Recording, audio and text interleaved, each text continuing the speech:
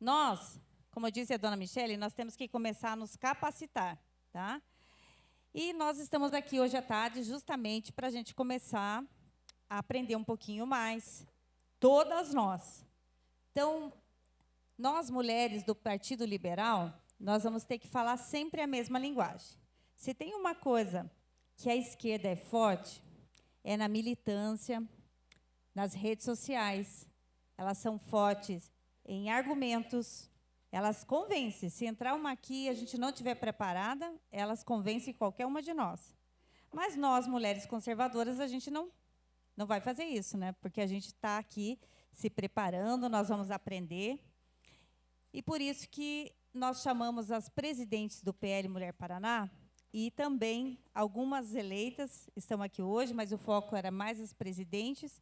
Por quê? Porque vocês terão a missão, a partir de hoje, de passar tudo isso que a gente está começando a lançar no diretório do PL Mulher Municipal e também aumentar o número de filiadas. Mas quando a gente aumenta o número de filiadas, a gente não vai só colocar a mulher por colocar. Nós vamos ter argumentos. Então, o PL Mulher Paraná quer ajudá-las a ter um pouquinho mais de conteúdo, ter mais condições de a gente encarar um vídeo. Quem aqui tem medo de falar em público? Eu também tenho. Mas a gente tem que se preparar. Eu tenho aqui meu marido que me cobra todo dia. Fala melhor, faz isso, faz aquilo. E nós sabemos que nem todo mundo tem uma pessoa do lado que fica ali cobrando, incentivando, fazendo com que você estude mais ali e tal. Então, nós do PL Mulher, nós vamos estar aí passando missões para vocês. As nossas presidentes do PL Mulher, elas vão estar todas falando a mesma linguagem, todas entendendo qual é o decálogo do PL Mulher. E o primeiro decálogo nosso é o decálogo do direito à vida desde a concepção. Todos nós sabemos que nós temos que manter essa chama, como diz a dona Michele, acesa. E, às vezes, não é fácil manter a chama de uma mulher que se lançou, que não conseguiu sentar numa cadeira, e ela, às vezes, desanima. E por que desanimar? Sendo que a gente sabe que nem aqui tem a Fran, tem a Sandra, que tem os maridos que já foram candidatos, que elas já foram candidatas. Nós temos a Cris, que o marido acabou de fazer uma campanha maravilhosa lá em Cianorte, mas não chegou. Mas avançamos? Avançamos. Levamos as nossas pautas conservadoras? Levamos. Então, é isso que nós estamos propondo aqui para vocês, para que a gente consiga se unir em rede, que a gente possa ter essa conexão, essa proximidade, nos conhecermos melhor, conseguir levar mais cursos de capacitação, seja online. A gente vai começar a iniciar, depois no quarto bloco, a gente vai mostrar para vocês o cronograma que a gente está pensando em fazer em todo o estado do Paraná. Nós vamos rodar os 399 municípios. E eu preciso de vocês, que vocês me ajudem a motivar ainda aquela cidade vizinha, que não tem uma presidente do PL Mulher. Nós precisamos trazer mais mulheres, mas mulheres femininas, mulheres que defendam a vida, mulheres que defendam os princípios e valores conservadores. Tá? Então, o que nós vamos fazer, o PL Mulher Paraná? O PL Nacional também vai vir com muita novidade, por isso que a gente pede para que todas se inscrevam na Academia Brasileira de Política Conservadora, porque tem conteúdos maravilhosos, porque quando a gente fala que nós somos favoráveis à vida desde a concepção, aí chega uma abortista e fala do direito ao aborto, que criança não é mãe, não sei o quê. E, às vezes, elas vêm com aqueles conteúdos, né, aquelas narrativas tão fortes, que a gente fica sem argumento. E, para isso, nós vamos ter hoje uma aula. Muito boa tarde a todos. Antes de mais nada, a satisfação poder colaborar com esse tema que eu pretendo mostrar até o final, o âmago dos nossos destinos, o destino da própria humanidade está em jogo aqui agora. Tal é a maneira com que foi tratado ao longo de muitas décadas a pouca valorização da dignidade da pessoa humana. né? Então, vamos direto fazendo a pergunta: onde começa a vida? Existe realmente muitas ideias que permeiam os nossos, digamos assim, dia a dia.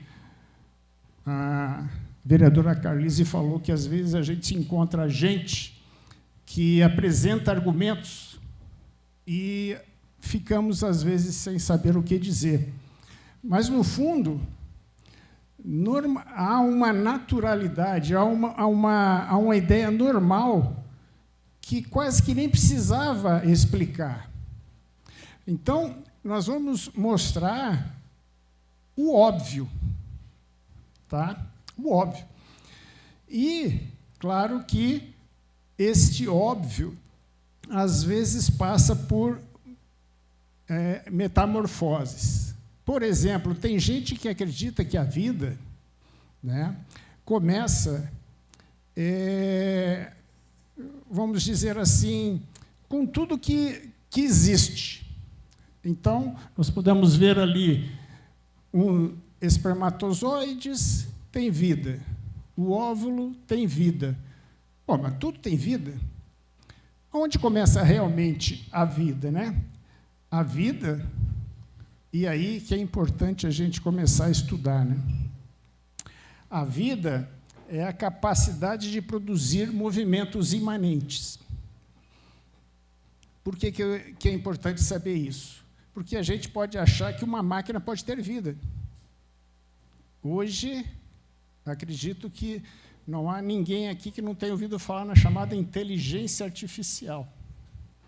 E, às vezes, a gente fica acreditando que uma máquina pode ter inteligência, o que, por si só, é um absurdo.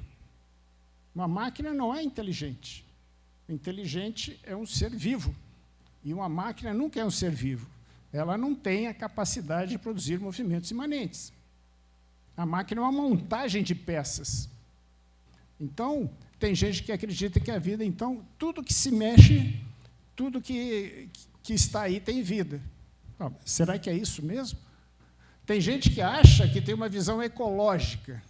A vida humana começa quando se sai do útero. Seria isso? Então, todo aquele espaço de tempo dentro do útero não há vida? Tem uma visão neurológica.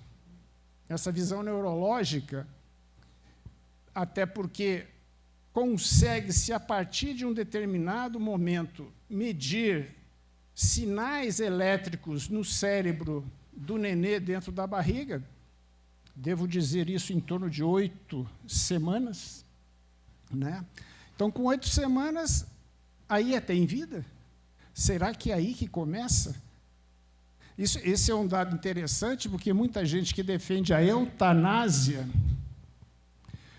também usa esse raciocínio. Quer dizer, quando a pessoa chega no final da vida e não tem mais impulsos elétricos, eu posso desligar os aparelhos. Será que esse seria uma referência correta? Existem aqueles que defendem que tem uma visão, que seria assim, uma chamada visão embrionária. Quer dizer, quando o feto está completamente perfeito, isso vale dizer em torno da 12ª semana, começaria aí a vida? Não faltaria mais nada para que aquele feto se desenvolvesse. Todos os órgãos já estão ali, tudo completinho. Ou, o que eu poderia dizer, além de talvez ter outras visões, fora essas que eu coloco, mas essa aqui, exatamente, nós temos um momento fundamental, um momento em que o espermatozoide carrega um conjunto de informações genéticas, se junta com o óvulo, que tem 50% das outras informações genéticas, 23 cromossomos, com mais 23 cromossomos, somam-se em 46, e a partir daí, este ser já tem definido cor dos olhos, se é homem, se é mulher, se vai cair o cabelo, se não vai, se vai ser alto, baixo, até mesmo alguns tipos de doenças ele já carrega. Mas nada mais será alterado na história deste ser que, a partir daquele momento, passa a ser criado. Então, esse é o fundamento nosso de que, realmente, a partir desse momento, ou seja, desta união, inicia-se a vida humana. A partir desse momento, este ser tem capacidade de produzir movimentos imanentes. Tá? Basta somente dar de comida e bebida e oxigênio. Daí, até o dia que esse ser morrer, é só isso que ele vai precisar. Se ele está dentro de um tubo de ensaio, se ele está dentro da barriga da mãe, ou se ele está no hospital, né, durante toda a vida, este ser é o que ele é. Então, filosoficamente, psicologicamente, geneticamente, é o que a biologia nos diz, aí começa a vida. Tá? Então, acredito que nós não podemos perder isso de vista, né? Eu gostaria de mostrar aqui um videozinho sobre isso aqui. Uau! E ainda tem gente que duvida, né? Que quando começa a vida. Doutor, a gente vê essas narrativas, movimentos aí, inclusive agora do Conanda, né? Dizendo e querendo colocar que criança não é mãe. E colocando, inclusive, para uma resolução que permite, a qualquer momento, né, com que essas crianças, jovens menores de 14 anos, com consentimento, sem consentimento e sem conhecimento dos pais, possam realizar aborto até o 9º mês de gravidez. Por que o senhor acredita que a lei quer colocar essa permissão do aborto aí? Por que esse movimento dessas abortistas? É uma situação bastante interessante, que, se nós formos talvez há 50 anos atrás, desculpe dizer, eu já tinha nascido 50 anos atrás, e essas discussões seriam quase que impossíveis naquela época. Mas isso é fruto de algo muito interessante. Veja, o que é o direito natural? E por que isso tem a ver com essa resposta que eu estou falando aqui, né? Direito natural, né? Não sei se estão conseguindo ver ali, escrevi assim: o direito não é o pressuposto do que é correto, do que é justo, parte do princípio que existe um direito comum e é universal a todos os homens, ou seja, é um princípio imutável, não muda, nunca vai mudar, é inerente à dignidade humana. Ora, faz muito tempo que isso começou a ser mudado e parece que o ser humano, como eu falei há 50 anos atrás, tinha mais dignidade do que tem hoje. Hoje precisa estar escrito algo que é natural. Então, o direito positivo veio paulatinamente substituindo o direito natural, com razões óbvias, né? Com razões óbvias. Por exemplo, será que preciso dizer que eu tenho direito à vida, ou é a legislação que diz que eu tenho que ter direito à vida? E aí começa essa discussão.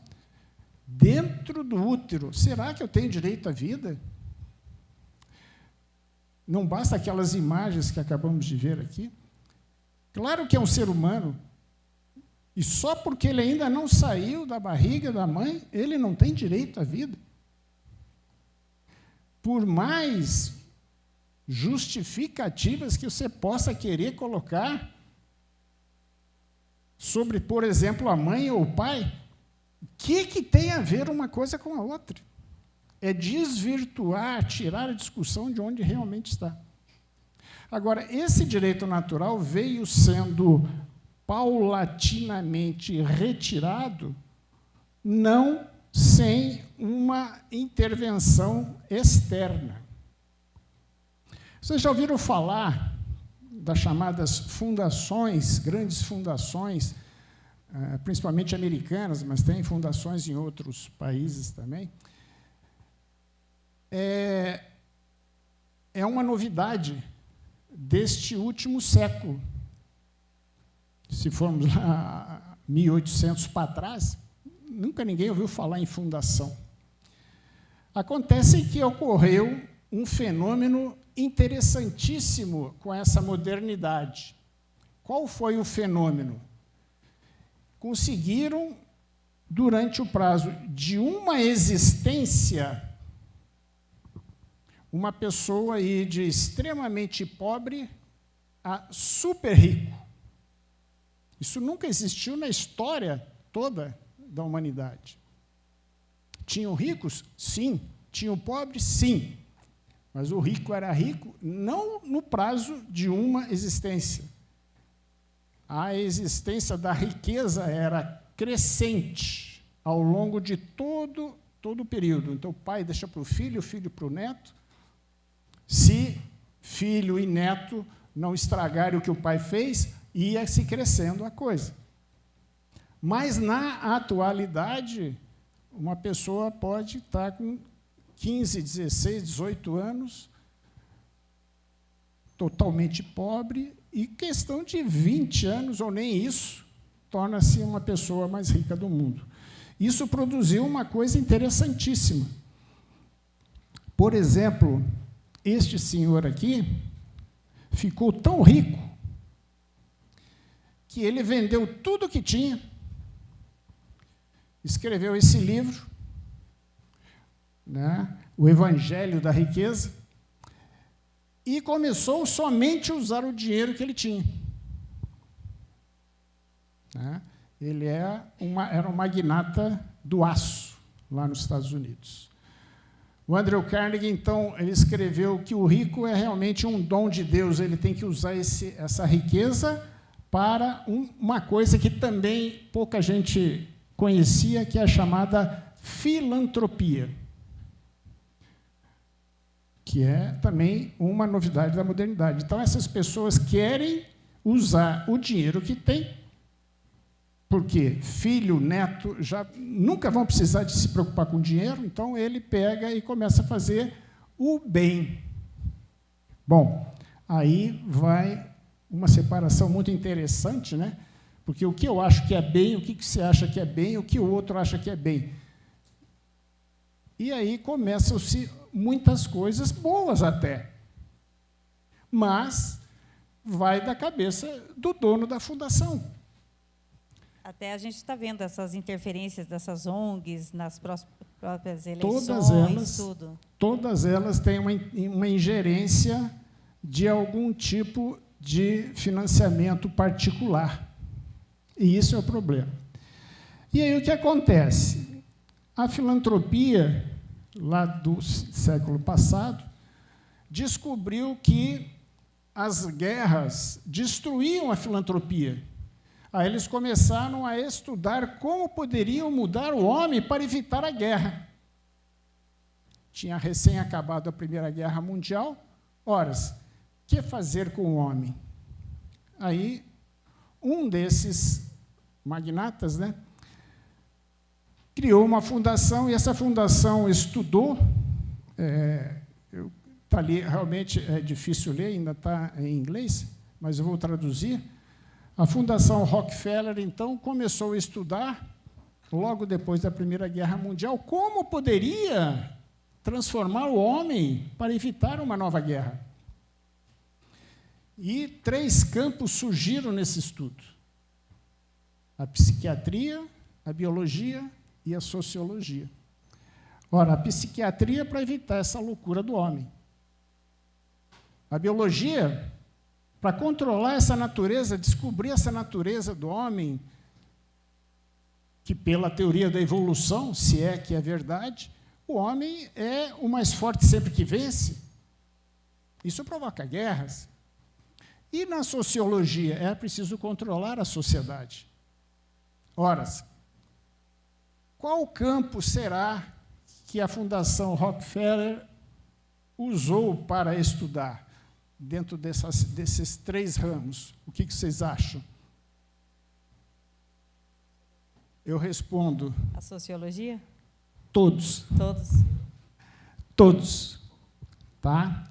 O que nós vemos hoje de medicação, de alto poder na psiquiatria,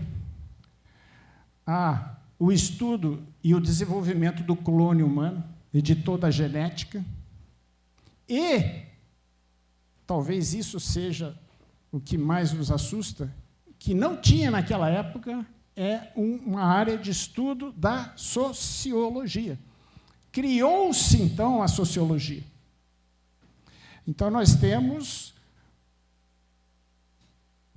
a própria Fundação Rockefeller construindo uma instituição para estudar como controlar a população.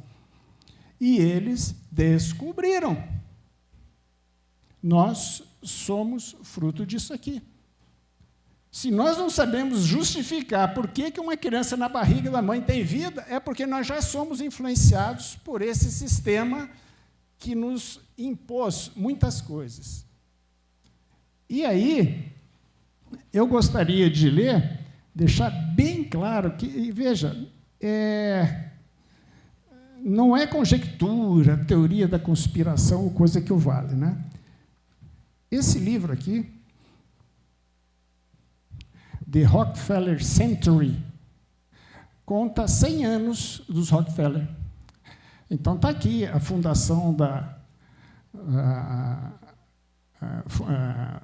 do fundo da Laura Spelman, que foi a primeira escola de sociologia do mundo.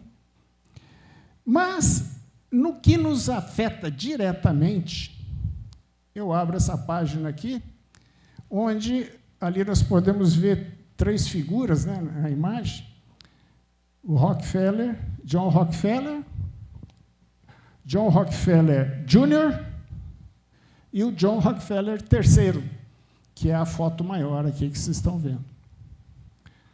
Preocupado com a formação, o John Rockefeller Jr., o John Rockefeller III escreve uma carta para o seu pai, dizendo das suas preocupações, e ele diz assim: o propósito desta carta é responder a você, né, o pai dele, sobre os interesses através dos quais o comitê consultivo da Fundação Rockefeller, né, para assumir a responsabilidade de continuarmos o apoio ao Birô neste importante campo. Qual campo que o John Rockefeller III está se referindo?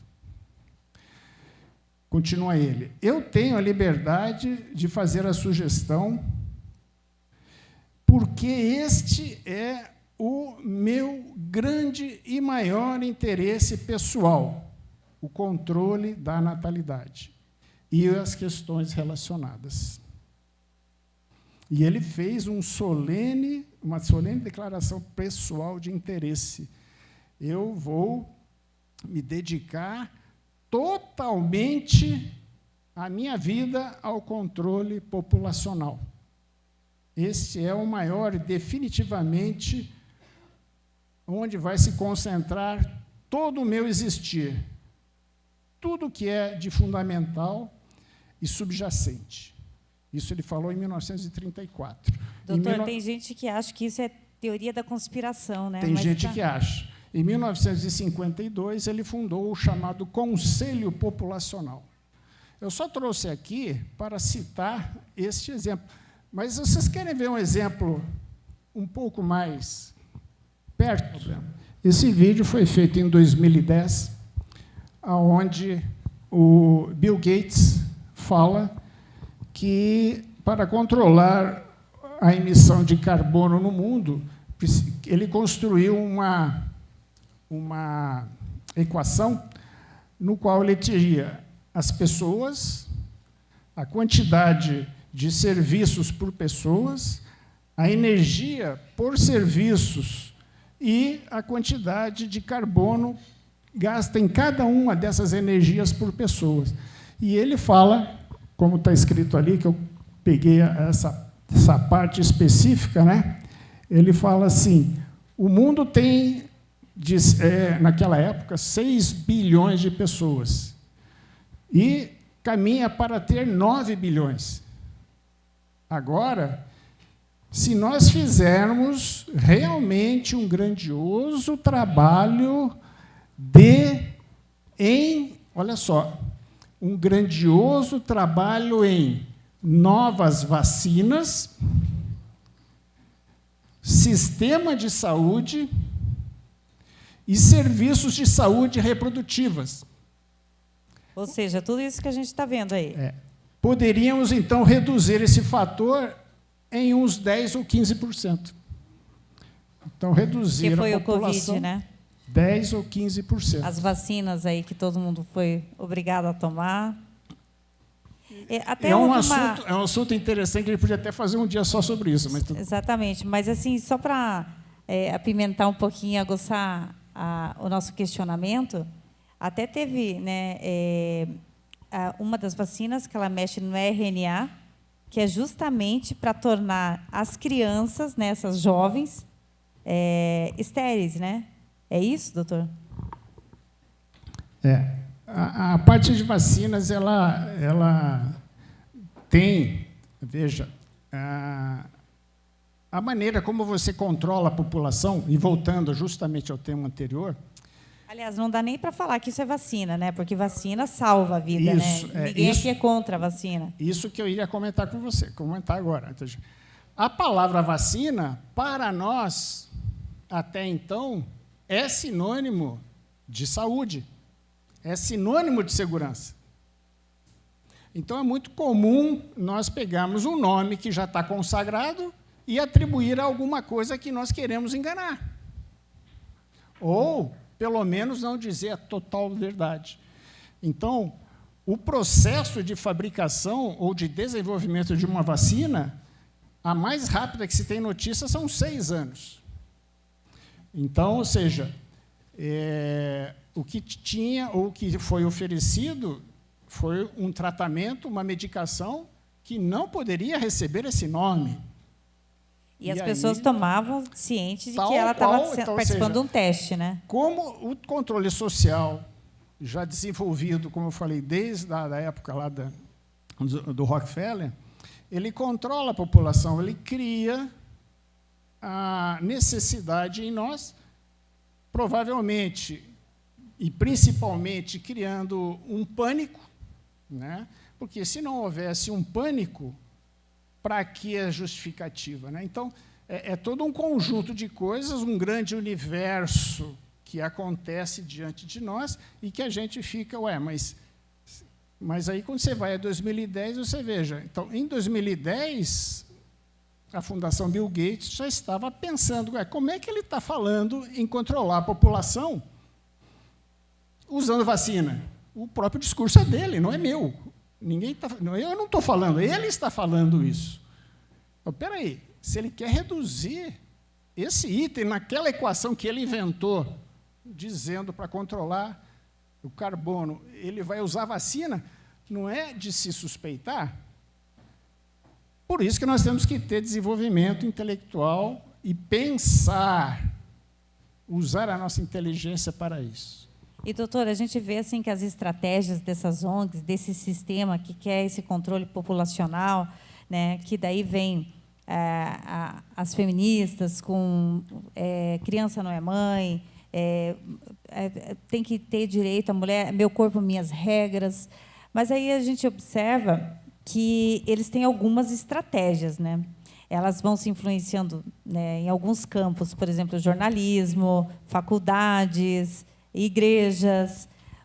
Qual que são as estratégias que essas fundações, que esse sistema usa para controlar e entrar na cabeça das pessoas para que a gente tenha que depois ali ficar combatendo essas narrativas, né, e de tempos em tempos a gente vê essas aberrações acontecendo, não só no Brasil, mas em todos os cantos do planeta? A maneira que foi utilizada foi utilizar a pressão social sobre o indivíduo. Então, por isso que eu destruo a dignidade da pessoa humana. Vocês entenderam o raciocínio que agora fecha? Então, você destruindo, se uma pessoa dentro da barriga da mãe não é uma pessoa, então eu vou destruindo. Isso foi utilizado ao longo da história em várias oportunidades. Você destrói a pessoa como pessoa, o que fica? A sua sociedade. Então, a partir daí, ela torna-se sendo a opressora do indivíduo. A partir do momento que ela é controlada por alguns, esses alguns fazem o discurso. E todo mundo aceita pela imposição e pressão social. Eles querem tirar o poder da família, que é o passo do poder, e colocar o Estado mandando sobre essas pessoas. Controlando totalmente tudo que existe. E deixando sem condições de trabalho individual, eu não tenho outra alternativa senão me pendurar no Estado. Então, com isso, eles criam um sistema. Eu destruo a dignidade individual, eu sou obrigado a me atrelar ao Estado, e o Estado cada vez fica mais forte e domina todo o sistema. Esse é um dos sistemas que, naquele estudo que eu falei, da sociologia, disse criar um grande governo mundial, porque aí eu acabo com as guerras no mundo. Ou seja, eles criam narrativas, não passa a ter mais sexo masculino e feminino, passa a ter gênero, tem mais de 100 e poucos gêneros. Essas pessoas passam a querer destruir o poder da família para que o Estado, para que esse sistema venha e dita as regras. Isso. E para que isso fosse acontecido, como eu falei, há 50 anos atrás, se eu falasse assim, não, eu não sou homem, eu posso ser homem, eu posso ser mulher. Há 50 anos atrás é impossível. Por que hoje é possível? Foi um processo de destruição da capacidade intelectual nossa. Nós, no momento que eu acho que uma máquina pode ser inteligente, já mostra como eu não consigo saber o que é inteligente. No momento que eu acho que estou conversando com um cachorro, ou que pego um cachorro, um animal, e transformo ele em membro da família, não é que eu queira matar cachorro, mas ele nunca será um ser humano. Sim. Então, ou seja, o ser humano foi descaracterizado como tal para ser um ente que apenas trabalha. E aí já envolve, além do controle social, o controle educacional de todo o sistema. E como que o senhor acha que as nossas presidentes, as nossas filiadas do PL, essas mulheres conservadoras que defendem a vida desde a concepção, elas podem ser uma ferramenta de combate para essas narrativas, para todo esse sistema opressor que vem como uma avalanche, né? Porque a mãe, ela consegue segurar a educação de uma filha, de um filho, até ela chegar na escola. Depois já começa o sistema, né? Porque não são todos, mas a gente vê professores doutrinados, jornalistas e vários equipamentos do Estado sempre dizendo como que essa criança tem que se comportar e querendo educar, ocupar o lugar do pai e da mãe. Como que nós podemos ser uma ferramenta nesse combate? Primeiramente, é assumir o controle de si mesmo e não ser joguete na situação toda. Então, se vem alguma imposição de cima, para e pensa. Por que está acontecendo isso? Não é possível, né? Então, a primeira coisa. Estimulando o desenvolvimento da sua própria inteligência. Coisa difícil hoje em dia, porque nós não sabemos fazer isso. Então, como é que eu desenvolvo a inteligência? Tem gente que acha que ler um livro, né? Ler um livro é o suficiente. Não, eu leio livro. Inclusive, se lê muito pouco no Brasil. Mas só que ler um livro é só um primeiro passo para que eu tenha o desenvolvimento apropriado da minha inteligência. Então, depois, como é que se processa, né, o intelecto humano? Eu tenho que apropriar-se de uma informação, mas só isso não é suficiente. Ou seja, eu decorar, tal qual fazem nas escolas. Eu preciso, depois de decorar, eu preciso fazer algo que os filósofos antigos chamavam de reflexão. Entre os religiosos cristãos, chama-se meditação. É o mesmo significado. Se eu não meditar aquilo que eu decorei, eu sou um mero papagaio de pirata, né? Me perdoem aqui o termo. Porque eu só vou repetir. Não, eu não posso fazer isso. Eu tenho que entender aquilo que eu decorei. Isso foi o diferencial da escola antiga para a atual. Hoje, os alunos não são estimulados à reflexão. Então, como retomar o caminho certo? Nós aprendemos a refletir novamente. Então, esse é um primeiro caminho. O nosso trabalho começa pela educação, então? Pela educação. Totalmente pela educação. Tá? O senhor quer mostrar um vídeo? Eu tinha mais um vídeo agora. Esse vídeo aqui não é fácil. É um vídeo até longo. Mas é preciso que nós tenhamos claramente entendendo o que é o aborto. Pesado, né? Gente do céu. Doutor, e qual é o fim que eles estão buscando com tudo isso? E lembrar que esse é um médico que era o maior abortista dos Estados Unidos, né? Ele estava falando dele mesmo, gente. Ele fala dele mesmo. Realmente, ele fala dele mesmo. Hoje, o que estão buscando? É a redução da população. Nós já sabemos disso. Como até 12 semanas dá para fazer daquele jeito, para dizer a verdade, até 22 semanas dá para fazer daquele jeito, mas a partir de 22 semanas não dá mais para fazer daquele jeito. Ou seja, não se dá mais para fazer aborto após 22 semanas, tendo em vista o tamanho do nenê. Aí optou-se por esse sistema, é a sistolia fetal. Então, o que está se buscando? Legalizar a utilização desse procedimento. E o que aconteceu? No Conselho de Medicina, né? Isso. Esse procedimento foi proibido pelo Conselho Federal de Medicina. Esse procedimento que é matar a criança, porque não dá mais para fazer aquele procedimento, os ossos já são tão fortes, não dá para fazer. Ou seja, você tem que matar a criança e aí fazer uma cesariana e tirar o... E, tendo em vista vamos dizer assim, esse processo extremamente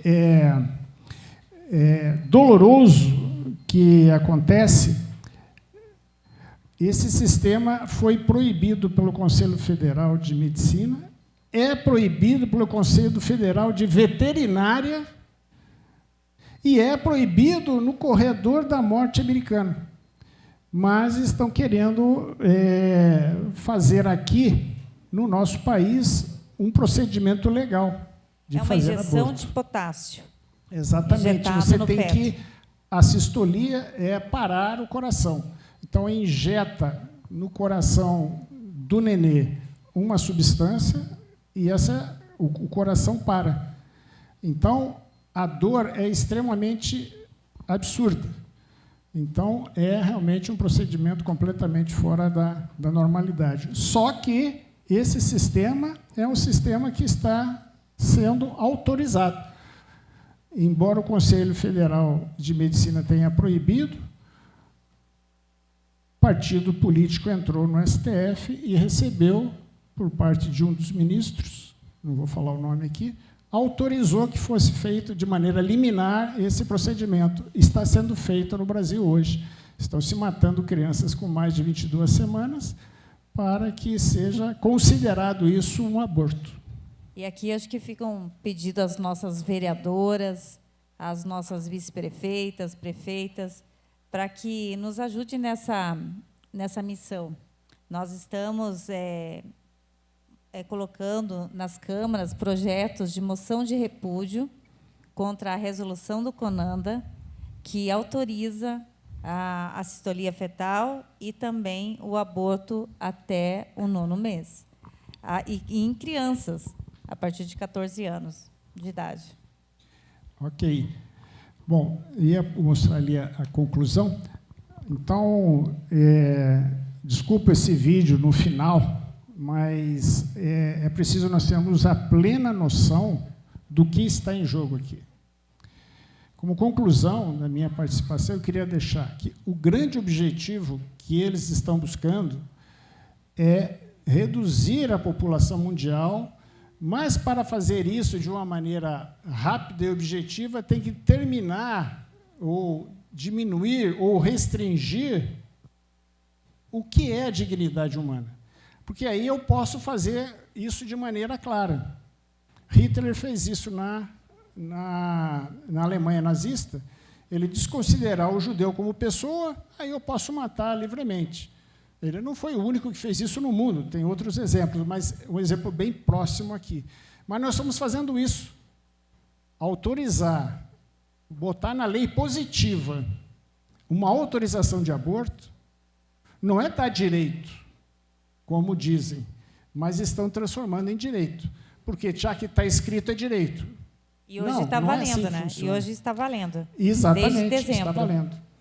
Então, eu gostaria de terminar minha participação agradecendo a possibilidade de estar aqui e deixar bem claro, nós temos que lutar pela dignidade da pessoa humana, porque o objetivo deles não vai parar no aborto. O aborto até 9 meses, países dos Estados Unidos fazem aborto pós-nascimento, acreditem nisso, mas se nascer, como diz a nossa ministra Rosa Weber, um ser humano sem perspectiva social, essa também não merece viver. E vamos chegar aos incapazes socialmente. Esses serão também eliminados. Não só idosos, porque deixaram de produzir, mas qualquer pessoa que não tenha colocação social vai ser desconsiderado como dignidade de ser pessoa. E aí pode ser eliminado. Ou seja, hoje o alvo são as crianças, daqui a um pouco são os idosos e... Isso. Para não dizer nós mesmos, né? As pessoas com deficiência, daqui a um pouco. Vez ou outra, nós seremos, em algum momento, seremos os alvos. Eles estão avançando. A gente fala, não, isso é loucura, tal. Mas, se a gente observar como eles estão avançando ao longo dos anos, isso é o caminho, gente. Então, a gente tem que estar muito firme. Eu sei que o assunto é complexo. Nós poderíamos ficar um workshop inteirinho só falando do direito à vida. O Dr. Cláudio hoje trouxe uma pincelada, mostrando um pouquinho de tudo, o que está por trás de tudo isso. Dentro da Academia Brasileira de Políticas Conservadoras, nós temos as 5 mentiras que os abortistas falam, né? E, então, assim, a gente tem que aprofundar nesse assunto. A gente tem que estar muito preparadas para combater essas narrativas. Nós não somos só de um partido político. Nós estamos num partido político porque nós acreditamos nos princípios e valores que estão sendo colocados para nós. E o primeiro princípio é o direito à vida. Nós temos, isso é um mandamento, para quem é cristão sabe, nós temos o dever de lutar cada vez mais por políticas conservadoras contra esses absurdos, essas aberrações. Se a gente observar essas feministas ao longo da história, assim como esse médico, elas cometem todas as barbaridades, daí elas cometem erros e erros, e daí tempos depois que elas já influenciaram um monte de gente, influenciaram a sua filha, influenciaram a sua amiga, aí elas se arrependem e falam que elas estavam erradas.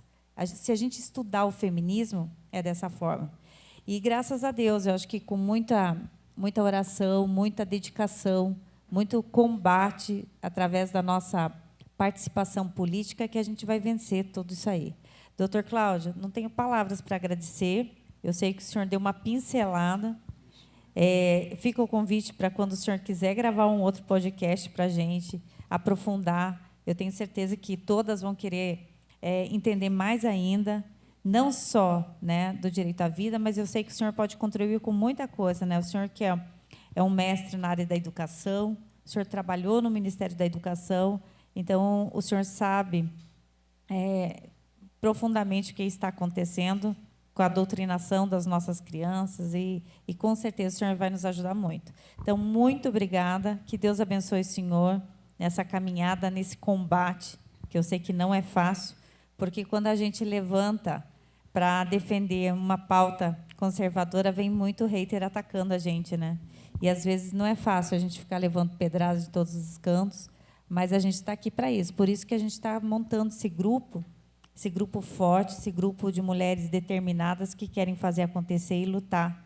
Nós somos soldadas de Deus, somos soldadas do bem e que precisamos de anjos como o senhor que nos ajude com conteúdo para que a gente possa estar bem preparada. Muito, muito obrigada. Que Deus abençoe, senhor. Obrigado. Eu que agradeço. Muito obrigado.